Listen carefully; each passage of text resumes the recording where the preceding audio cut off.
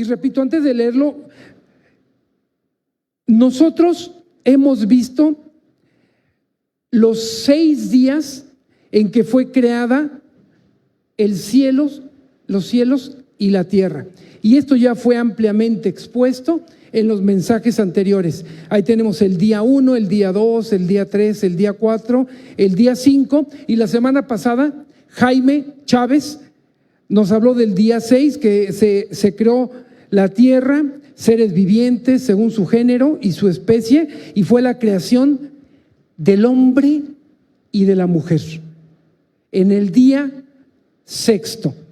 Y el día de hoy vamos a ver el 7º día, que es el día de reposo, que así le llaman. Y estamos basados en Génesis 2, del 1 al 3. Muy bien. Hermanos, antes de comenzar, les quiero comentar que la Biblia en su original no tenía capítulos y no tenía versículos. Estaba escrita de corrida. Más o menos en el siglo, creo que 15 o 16, un monje, por cuestiones didácticas, decidió ponerles versículos, nombres, capítulos y versículos. Pero estos no están divinamente inspirados, ¿sí? No crean que tiene que ser así y así. ¿Por qué lo digo? Porque el texto del día de hoy en realidad no debería comenzar con el capítulo 2. ¿Me explico? El capítulo 1 debería de terminar donde yo voy a empezar el capítulo 2. Muchos expertos así lo dicen. Entonces, más o menos, así se ve, o así se veía una Biblia sin capítulos ni versículos. ¿Ya vieron? De corrido. Ahí está Génesis 1 y ahí está Génesis 1, del 1 al 31, y luego del 2, del 1 al 3. Le hacemos un acercamiento y así queda lo que vamos a ver el día de hoy, que está en lo más blanco de hasta abajo. ¿A qué voy? Que el capítulo 2, versículos 1 al 3, es una continuación del capítulo 1 de Génesis. Pero por obra de un hombre se hizo esta división. Y vamos a ver nosotros por qué. Fíjense, leyendo lo más blanquito que está hasta abajo, dice: fueron pues acabados los cielos y la tierra y todos los ejércitos de ellos, y acabó Dios en el día 7 la obra que hizo, y reposó el día 7 de toda la obra que hizo, y bendijo Dios al 7 día y lo santificó, porque en él reposó de toda obra que había hecho en la creación. Ahí está nuestro texto de hoy. Si yo no digo que es 2, del 1 al 3, no se nota. ¿Sí me explico? Entonces tiene que ser una continuación del capítulo 1. Ahora en nuestras Biblias así está.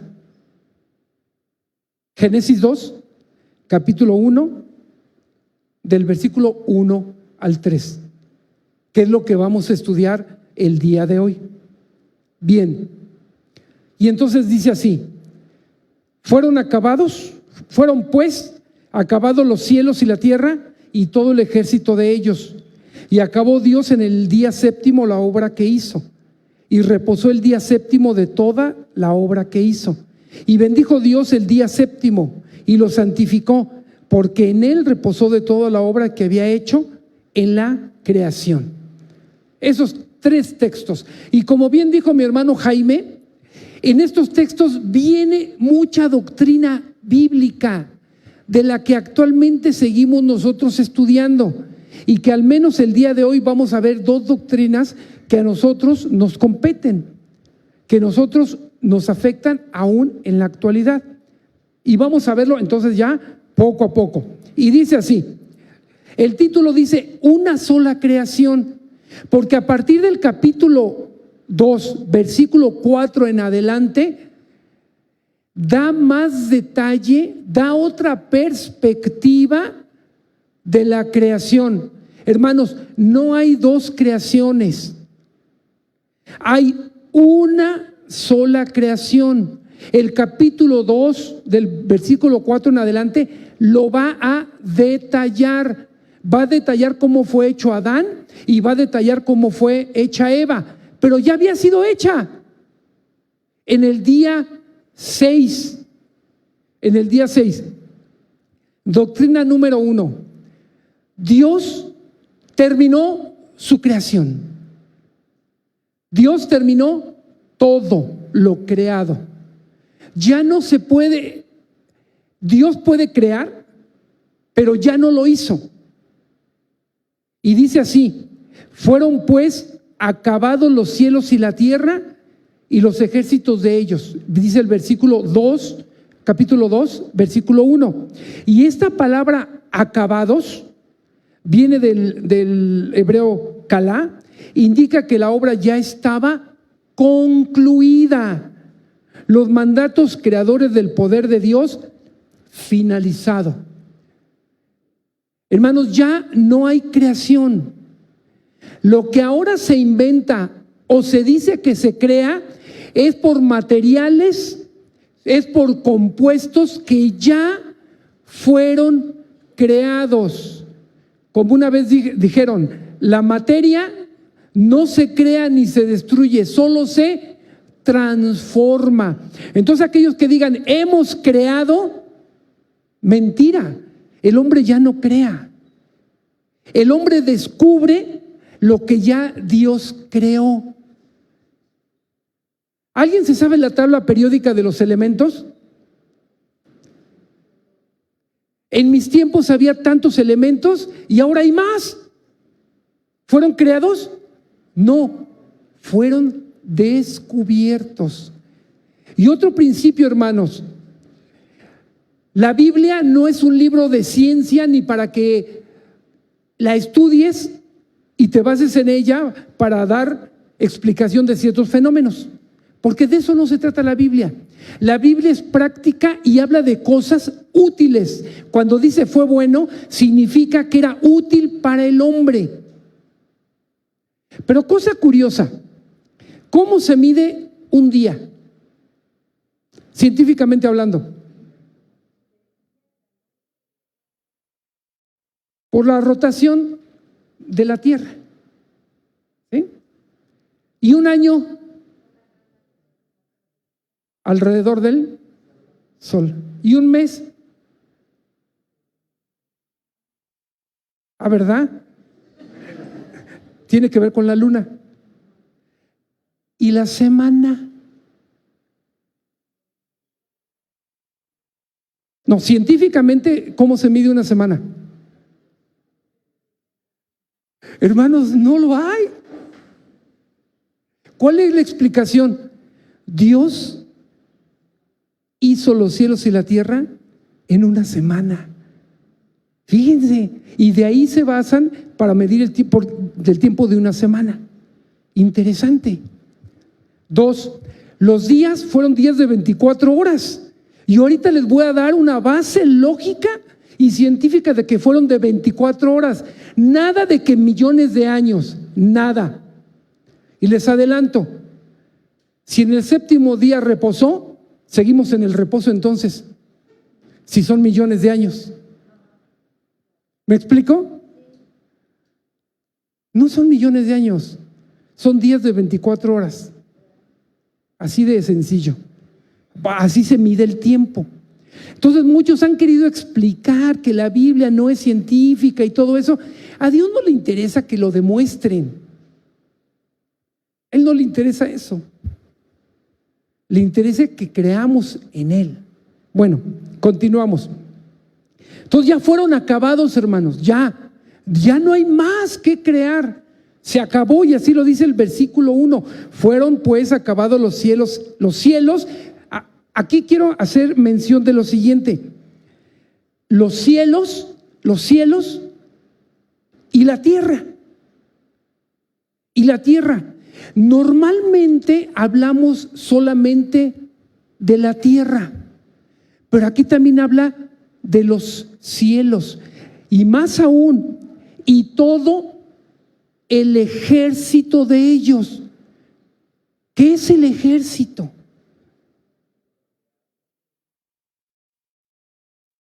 Hermanos, vi comentario tras comentario, tras comentario, tras comentario, y dije, voy a ver diferentes versiones de la Biblia, a ver cómo traducen el ejército de ellos. Y fíjense lo que encontré. Y todo el ejército de ellos. Y lo traducen así, algunas versiones.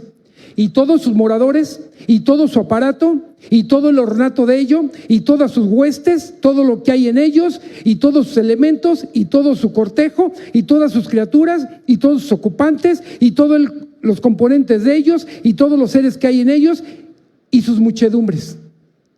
Así es de rico nuestro español. ¿Qué les costaba una palabra? Ah, no, ponen estas. Y varias versiones repiten y repiten lo mismo. Vi como 80 versiones. Y aún algunas en inglés.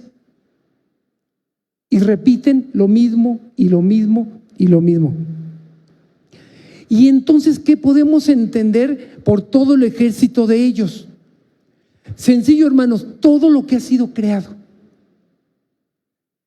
Los cielos, las estrellas, las nebulosas, pero ahí les va. Lo material y lo inmaterial. Ángeles, principados, potestades, también. Es decir, vivimos en un mundo material, pero también en un mundo espiritual. Y luego hacemos a un lado el espiritual. ¿Sí se han dado cuenta? Ahorita está rondando el espíritu del sueño. Por aquí ya vi a 2, 3 que lo está tocando. ¿Sí? Porque son luchas espirituales, hermanos. ¿Ustedes qué creen que pase un día antes de venir aquí a la iglesia? 1. Dime si o no te peleas con tus hijos, con tu esposa, te quedas viendo la serie, te quedas viendo el fútbol, te quedas a preparar la comida, no lavaste los trastes en la cocina y dices, no, mejor no voy, mejor me quedo. Esas son luchas espirituales. El vecino, lucha espiritual. Tu marido, una lucha que necesita ayuno y oración. Esposa, más ayuno y más oración. Los hijos, triple ayuno y triple oración. Y entonces se nos olvida ese mundo espiritual y queremos vivir un mundo material como si no existiera el espiritual, y el espiritual riéndose de nosotros. Efesios 6:10, porque no tenemos lucha contra sangre y carne. A ver, otra vez, ¿lo creemos? Porque no tenemos lucha contra sangre y carne, sino contra huestes espirituales de maldad. ¿En dónde? En la esfera espiritual, en las regiones celestes. Hermanos, los ataques, las pruebas, las tentaciones que tienes, muchas de las ocasiones son espirituales. Lo que estás viendo, joven, es una lucha espiritual. Cuando estás tentado a abrir el teléfono, aquella página que sabes que no tienes que abrir y la abres, lucha espiritual. Alguien te está diciendo, ábrelo, ábrelo. O ya se creó una adicción en ti que lo quieres hacer. El vecino no es el problema, el jefe no es el problema, el pastor no es el problema, los hermanos no son el problema, son las huestes espirituales de maldad. Tenemos lucha, hermanos. Y ante una lucha espiritual, ¿qué se tiene que hacer? ¿Qué armas tenemos? Espirituales. ¿El enojo es espiritual? No. ¿El regañar y golpear a tu hijo es espiritual? No. Pero ¿qué tal ponerte a orar por ellos? Eso sí es espiritual. Que te dejes llevar por el espíritu en alguna situación de tu vida, eso sí es espiritual. A que estudies la palabra de Dios, eso sí es espiritual. Y esa es la lucha que estamos enfrentando día tras día. Y hermano, estamos estudiando Génesis y nos está diciendo que Dios creó todas esas huestes desde el principio. Hay un dicho mundano que reza así: más sabe el diablo por viejo que por diablo. Tiene razón. Estuvo desde Adán y Eva. Y Adán y Eva, como seres humanos, tienen las mismas dificultades que nosotros. ¿Por qué tú vas a ser diferente? A ver, ¿por qué? ¿Por qué tú crees que vas a resistir una tentación que otros no han resistido? Dice la palabra de Dios: ¿jugará el hombre con fuego sin que se queme? ¿Ya vieron? Y Pedro dice: y vuestras mismas pruebas se están llevando en vuestros hermanos en todo el mundo. Así que, hermanos, tenemos una lucha espiritual. Combatámosla con armas espirituales. Espirituales. ¿O acaso crees que es casualidad que tengas club bíblico los sábados y te salga una fiesta, te salga una reunión o llegue una visita? ¿Crees que cuando sea la reunión de mujeres, de varones, de más 17, de más 23, ya vienes a la reunión y algo te susurra que no vayas? ¿Crees que es casualidad? Hermano, no lo es. ¿Crees que es casualidad que sea el miércoles a las 8, salgas de tu trabajo y digas: te mereces descansar, estás muy cansado, no vayas a la reunión de varones? ¿Crees que es casualidad? No lo es. Estás teniendo una lucha espiritual. ¿Crees que aquel pecado que dejaste, que Dios ya te perdonó, te venga el recuerdo, lo estés masticando otra vez y vuelvas a caer en depresión? ¿Crees que es casualidad? No, hermano, hermana, es espiritual. Estamos teniendo una lucha espiritual. Y les digo una cosa, papás: nuestros hijos están teniendo luchas espirituales más que todas las épocas que se ha estado viviendo por esta cosa que se llama internet. Ahorita están teniendo lucha, ahorita están tentados a ver su celular. Claro que sí, tengo hijos. Así que, hermanos, ahí está. Hemos decidido los matrimonios y noviazgos que trabajamos con jóvenes, reunirnos una vez al mes, el primer lunes de cada mes, para orar por nombre por cada uno de nuestros jóvenes, por cada uno. Si Esaú, por ti hemos orado. Luis, por ti también. Israelito, por ti también. Miguelito. Por todos y cada uno de ellos, porque sabemos la lucha que están pasando. ¿Y por qué digo esto? Porque invito a los papás, si quieren venir, el primer lunes de cada mes a las 7:30 aquí, vamos a orar por todos y cada uno de ellos. ¿Saben cuántos son, hermanos? ¿Saben cuántos jóvenes tenemos? 105 hermanos. 105 jóvenes. ¿No sería muy triste decir el año que entra quedan 80? El siguiente año quedan 60. ¿No se estremecen ustedes con esto? ¿No nos gustaría decir: son ya 120, ya son 150? Ahí nomás les dejo este dato: entre Club Bíblico, más 17 y más 23. ¿Sí? Ahí se las dejo. Muy bien, continuamos. Una severa advertencia.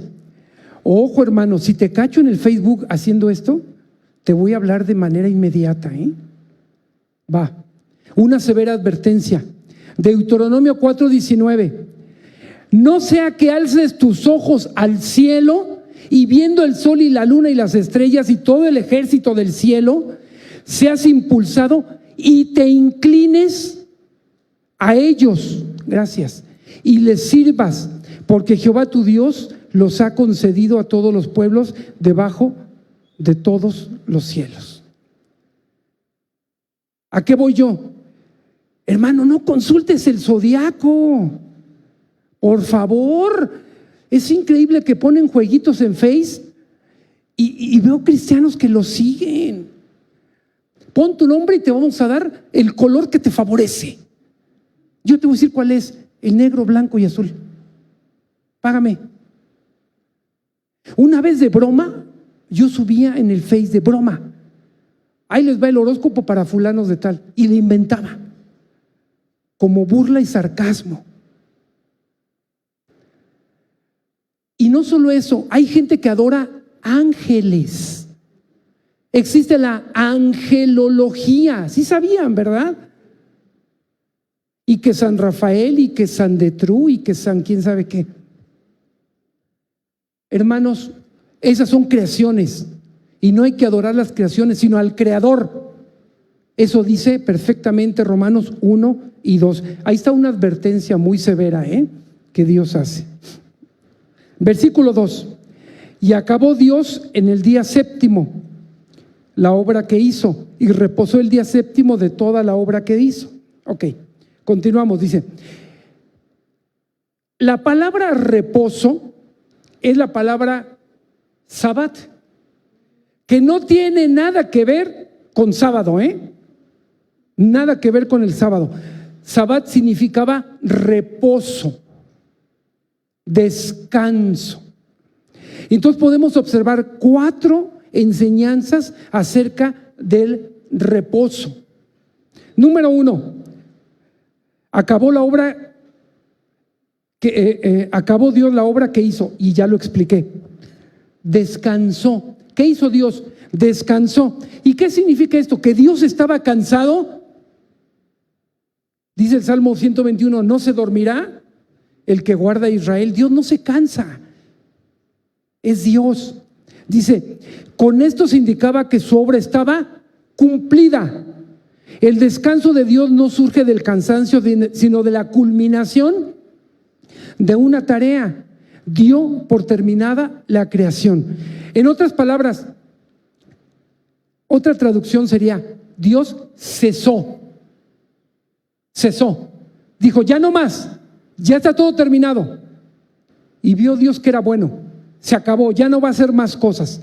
Eso significa descansó. No por cansancio, sino de cesación de la obra. Número 3, lo bendijo. ¿Bendijo qué? El día de reposo. Bendijo el día 7. Proclamó como algo bueno. Y fíjense, el único bien que se le puede dar a una porción de tiempo, porque fue un día, es dedicarlo a un uso noble, a un goce especial y placentero. Este es el descanso que Dios quiere, y ahorita vamos a ver más a detalle. 4, lo santificó. ¿Qué significa santificado o santificar? Quiere decir que una cosa ha sido puesta aparte para que sirva a Dios. Esto debería ser un tiempo de gozo y alegría, de renovación interior, de alabanza a un Dios misericordioso. Hermanos, qué curioso, pero muchas congregaciones, religiones o aún evangélicas, pero sobre todo los judíos, el sábado lo toman como si fuera un Dios. No hacen nada en el sábado.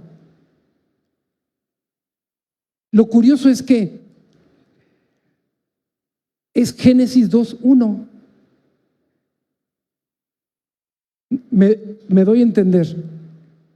La ley fue proclamada Éxodo 20. Cientos de años después. Cientos de años. ¿Qué significa?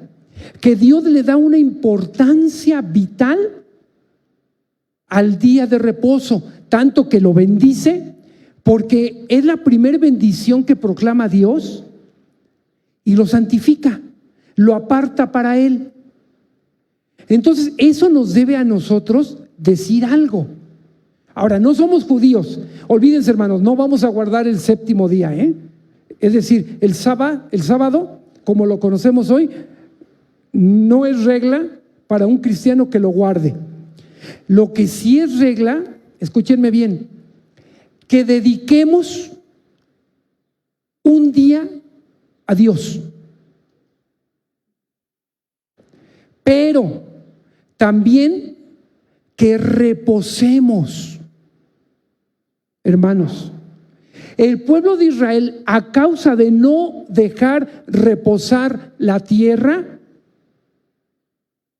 fue llevada cautiva a Babilonia. Te pregunto, hermana, ¿reposas? La verdad, hermana, ¿reposas? Si no reposas, estás infringiendo una ley divina.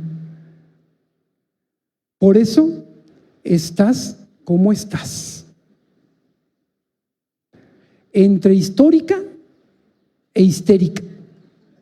Así lo digo. Porque así lo dice la palabra de Dios. O sea, ¿cuál fue el objetivo del día de reposo? Que 6 días trabajes, ¡pum! Dale. No pierdas el tino. ¿De acuerdo? Pero uno descansa. Reposa, pero dedícaselo al Señor tu reposo. ¿Eres de los papás o de las mamás que aún en vacaciones para a sus hijos a las 6 de la mañana a hacer sus deberes? Mamá, estás mal. Es reposo. Es que así me educaron. Pues ahora edúcate como dice la Biblia. Varón, llegas diario a las 10 de la noche por estar trabajando por el bien de tu familia. Se te está yendo la vida. Se te están yendo los hijos. Se te está yendo el dinero a causa de no reposar. Resulta que un profeta de Dios le gana, llamado Elías, le gana a los Baales. ¿Se acuerdan? Tuvo una gran victoria contra los profetas de Baal. Se burló de ellos y terminó matándolos a todos. Y después de eso, después de esa gran victoria, imagínense toda la adrenalina que sacó Elías para que Dios destruyera el altar y diera a conocer que era el único Dios verdadero. Después, una mujer llamada Jezabel lo amenaza y le dice: si te veo, te mato. ¿Qué hizo Elías? Se fue y se escondió. Se fue a una cueva. Y ahí estaba Elías, todo deprimido, perplejo, flaco, ojeroso, cansado y sin ilusiones. Así estaba. Y Dios le da un consejo súper espiritual que muchos de nosotros deberíamos de seguir. ¿Saben cuál fue el consejo? Léanlo. Les dice 2 cosas. Varones, les va a encantar este consejo. Come y duerme. Come y duerme. Hermano, si estás todo así temblando de nervios y todo eso, es porque no has descansado. Joven, te la pasas jugando online, viendo series, y te tienes que parar el otro día a trabajar y dices: ¿por qué tengo cansancio? Pues porque no has dormido. Qué espirituales, ¿verdad? La verdad, hermano, hermana, ¿descansas? 6 días trabajas, pero el séptimo descansas. Hoy, se supone que hoy es el día de descanso, porque hoy es domingo. Domingo significa Dominos, día del Señor.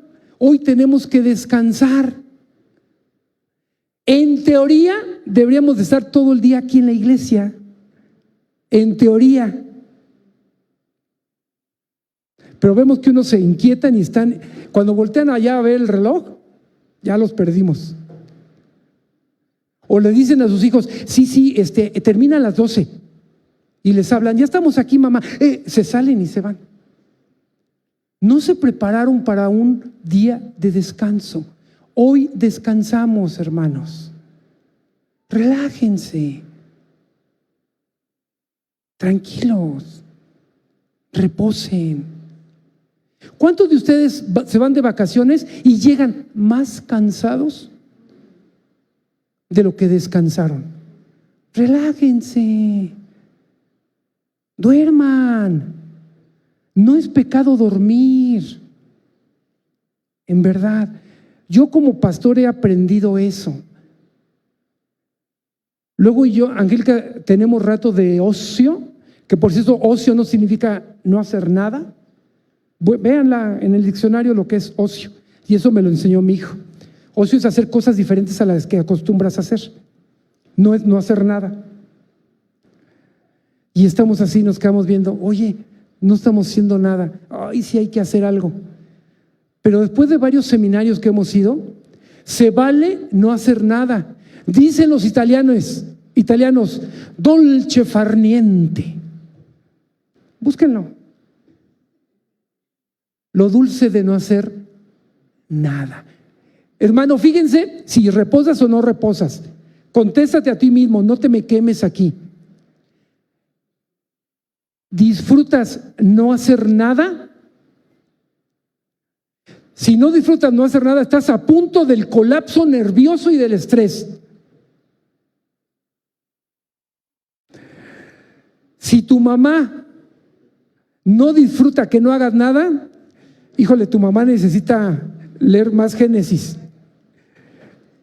Si tu papá nada más está, órale, a lavar el carro, órale, a hacer esto, aquel otro, y no se está quieto, a estar así todo, o así lo educaron y creen que es lo mejor. Pues no, hermanos. Dolce far niente. Lo dulce de no hacer nada. Qué bonita prédica, ¿verdad? Lo dulce de no hacer nada. Es que así lo dice la palabra de Dios. 6 días trabajarás y al séptimo descansarás. ¿Por qué, hermanos? El descanso nos es necesario para que tu cuerpo se restablezca, para que tus neuronas se reproduzcan. Antes decían que las neuronas no se reproducen. ¿Saben que sí? Sí se reproducen, Para que se reproduzcan, fíjense, una condición es que esté fuera de estrés. Pues con la esposa, pues ¿cómo? Conmigo sí.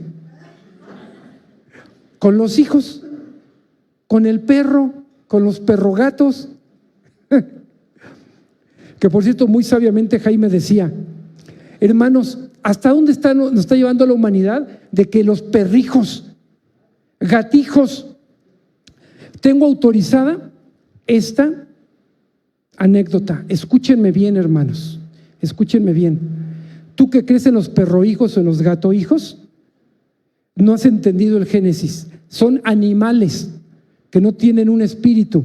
Nosotros, los seres humanos, tenemos la oportunidad de comunicarnos con Dios. Ellos no. Hay que amarlos, cuidarlos, sí, pero no tratarlos como hombres, sino como animales. De hecho, estás haciendo maltrato animal si los tratas como seres humanos. ¿Sí sabías? Ok. El hermano me dice, él trabaja con animales, que una vez llegó una señora con un perro sumamente herido, a punto de morir. Y llega, por favor, salva a mi perro, es lo que más quiero en la vida. Fíjense la frase que dijo. Si no te conmueves con esta frase, tienes severos problemas. Prefiero que se muera mi hijo a que se muera mi perro. Así lo dijo. Y el hermano le dice, tome a su perro, lléveselo a otro lugar, porque yo no quiero cargar con eso. Así le dijo. Son bien bonitos los perros, los gatos no tanto, pero no hay cielo para perros y no hay cielo para gatos, ¿sí? No me odien, pero se van a morir y se acabó. Nos va a doler, ¿sí? Yo he sufrido la pérdida de un perrito y sí duele, pero ya el otro día te restableces, ¿sí? No quiero burlarme, porque sé que para muchas personas son algo especial, mis respetos, pero no los traten como seres humanos, porque no lo son. Muy bien, continuamos y seguimos con lo del día de reposo. El fundamento del sábado ha sido transferido al domingo a causa de la resurrección de Jesucristo. Por eso nos reunimos los domingos, hermanos. Entonces nuestro reposo ahora no está en un día, sino en Cristo, que es nuestro reposo. Y fíjense, bajo el nuevo pacto, todos los que venimos por la fe a Cristo somos inmediatamente trasladados al reino de Jesucristo. Porque ¿qué hacía el pueblo judío? El pueblo judío guardaba un sábado para creerse más santo o hacer cosas santas para agradarle a Dios. Hacían obras para agradarle a Dios, cosa que no sucedía.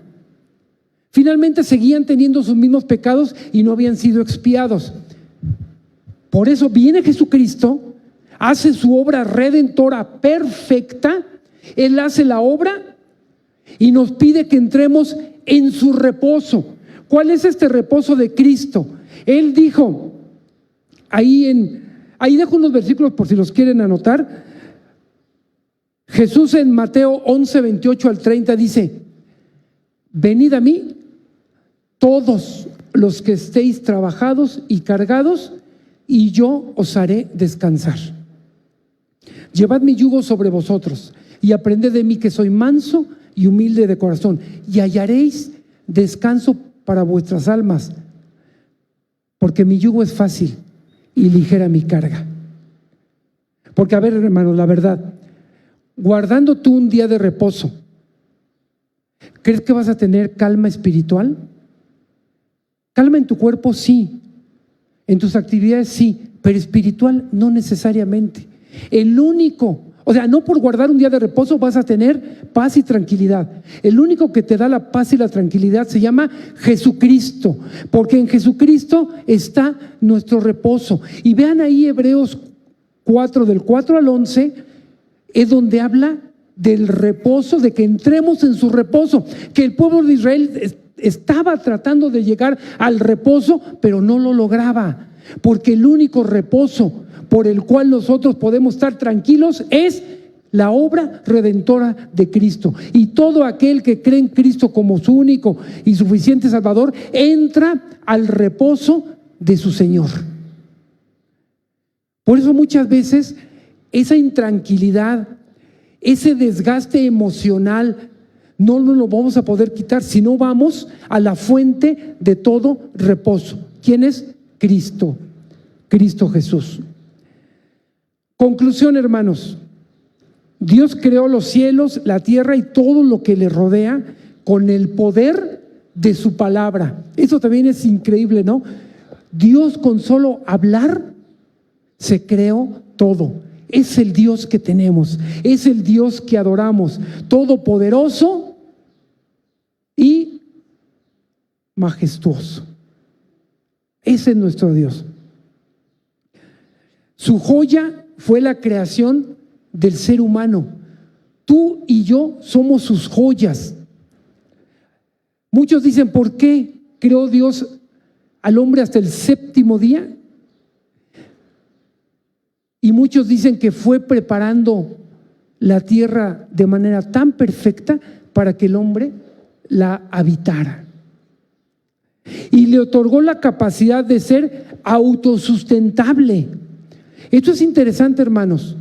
El hombre ya no crea, pero lo que ya está creado lo puede utilizar para autosustentarse. De hecho, se dijo: fructificad y multiplicaos. Vean nomás cómo nos autosustentamos todos, ¿sí? Entonces, nos ha permitido Dios que se renueve la tierra, que haya recursos renovables, que podamos nosotros ayudar a esa preservación, porque Dios nos ha dado esa facultad. Terminó la creación, cesó de crear. Estoy en la conclusión. Bendijo y santificó el séptimo día, llamado el día de reposo, y nos enseña a reposar, pero en Él y en la obra salvadora de Jesucristo, quien es nuestro verdadero reposo. Y aquí te dejo algunas preguntas para aplicación. ¿Le dedicamos un día de descanso al Señor para animar nuestro espíritu y estar en comunión con Él? A ver, respóndete. ¿Le dedicamos ese día? Es decir, si dedicamos un día de descanso a Dios, les aseguro que va a ser un día de descanso, cuerpo, alma y espíritu. Las tres cosas van a estar ahí. Dicen los estudiosos de hoy de la conducta humana que si tú le dedicas un tiempo de meditación y para que tu cerebro descanse, aparte de que se regeneran tus neuronas, vas a tener un mejor día. Pues Dios ya lo había dicho desde el principio, pero no le hacemos caso. Otra pregunta: ¿estás en el reposo de Jesucristo? ¿Ya creíste en Él como tu único y suficiente Salvador? Siguiente pregunta: ¿cuál fue la última vez que reposaste en Dios? Y hago otra pregunta: ¿eres un agente de reposo o de estrés?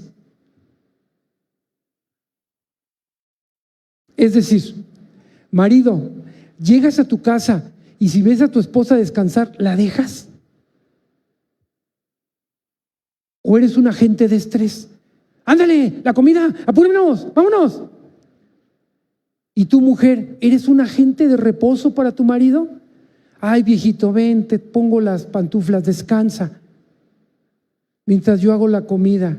O al revés, que él haga la comida y tú reposa. ¿Eres agente de reposo o de estrés?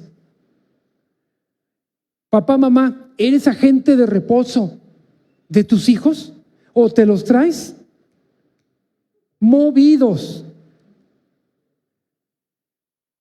En aquellos grupos de jóvenes de cuyo nombre no quiero ni acordarme, había varias señoritas que decían, fíjense qué fuerte, ya me quiero ir de mi casa porque no aguanto a mi mamá.